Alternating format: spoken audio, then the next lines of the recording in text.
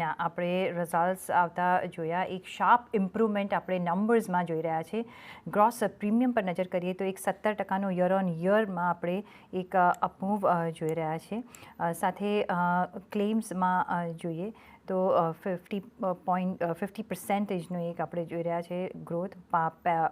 પ્રોફિટમાં આપણે નજર કરીએ તો 42%નો આપણે ગ્રોથ જોઈ રહ્યા છે, જો કે અર્ન પ્રીમિયમમાં એક આપણે 3% યર ઓન યર બેઝિસમાં એક ડીગ્રોથ પણ જોઈ રહ્યા છે. કમ્બાઇન્ડ રેશિયો જે છે એ પોઝિટિવ છે મોટર, ફાયર અને એડવર્સ ફોર હેલ્થ અને લાઈફ ઇન્સ્યોરન્સ પ્રીમિયમ પર.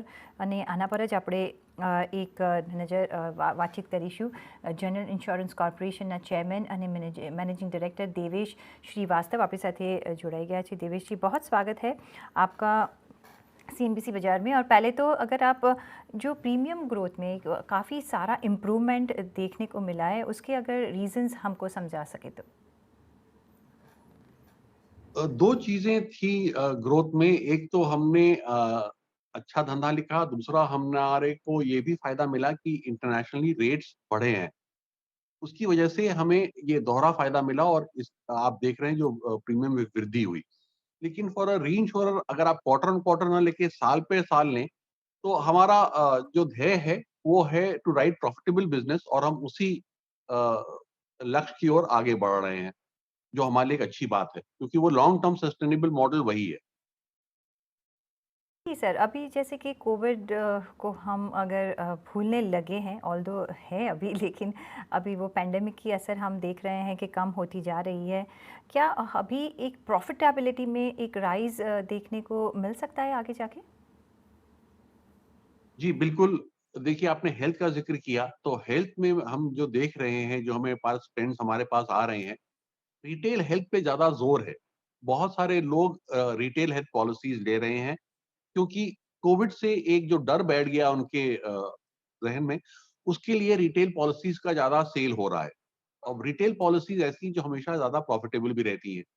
तो ये एक अच्छा ट्रेंड उभर के आ रहा है और ये हमारे लिए लाभदायक रहेगा जैसे हम आगे बढ़ेंगे, क्योंकि हेल्थ के बाद फिर वो आदमी और भी पॉलिसीज लेता है. एक इंश्योरेंस में तो बहुत सारी चीजें आपको अवेलेबल रहती हैं. अगर आपको एक अच्छा रिटर्न चाहिए, अगर कोई लॉस हो जाए उसके बाद, तो इसलिए उस लिहाज से ये अच्छा एक ट्रेंड उभर के आ रहा है जो हमारे लिए अच्छा है और ये आगे भी हमारे लिए बहुत लाभदायक रहेगा. बट दूसरी बात आपने जो लाइफ की कोविड में, हाँ, काफी क्षति पहुंची हुई है. बहुत सारे लाइव्स हैव बीन लॉस्ट, तो क्लेम ज्यादा आए हैं. लेकिन जैसे हम आगे बढ़ते हैं फिर वही बात है कि लोग ज्यादा लाइफ पॉलिसी भी लेंगे. उसके अलावा आजकल क्योंकि इतने क्लेम्स गए हैं तो रेट भी बढ़े हुए हैं, उस रेट का भी हमको फायदा मिलेगा.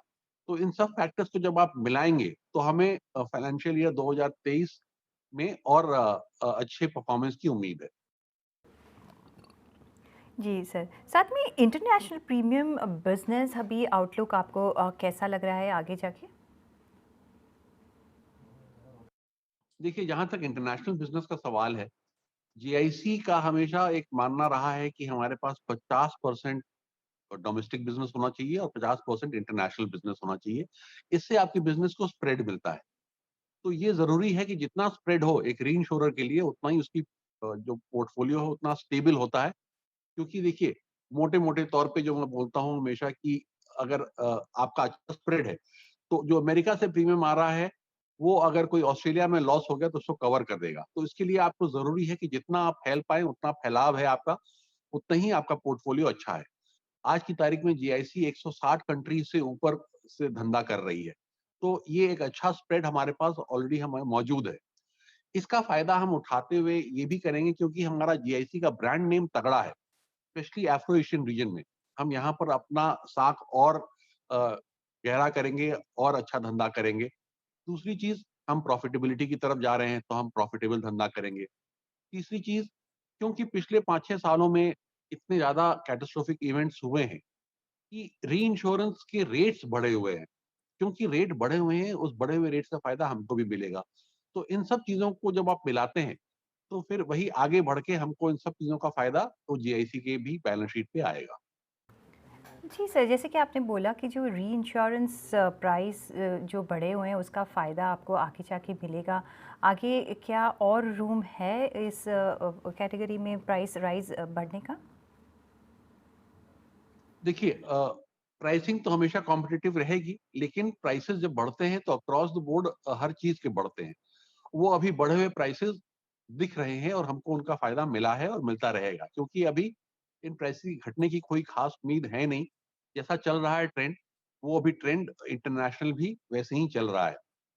अब दूसरी चीज़ जो आपने बताया जो आपका सवाल था कि हमारा ग्रोथ पैटर्न कैसा रहेगा, तो हमारा हुँ, ग्रोथ अच्छा चलेगा इस पे। जैसे मैंने पहले भी ज़िक्र किया कि हुँ, ये ग्रोथ पैटर्न हमें अभी 2023 तक भी देखने को मिलेगा।